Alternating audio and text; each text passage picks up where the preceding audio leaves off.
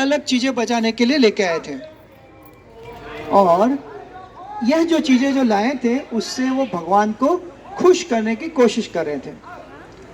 अभी इसमें कौन सी नई बात है?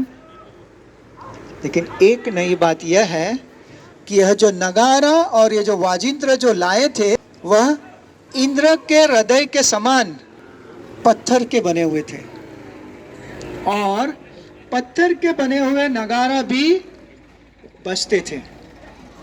और ये जो पत्थर की जो शिला है, ये उसी नगारे का एक प्रतीक, वह नगारा ही है लेकिन उसका एक छोटा सा एक टुकड़ा है जो थोड़े साल पहले आज भी वो लोग बजाते थे, तो उसमें से नगारे की रीति ही आवाज आती थी।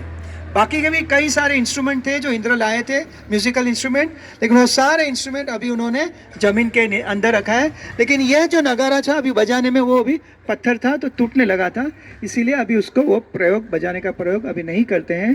तो यह जो है ये बताता है पत्थर दिल इंद्र का पत्थर वाला वाजिंत्र। सो वैष्णव के लिए अपराध जो हमारा होता है ये पत्थर दिल का व्यक्ति ही कर सकता है।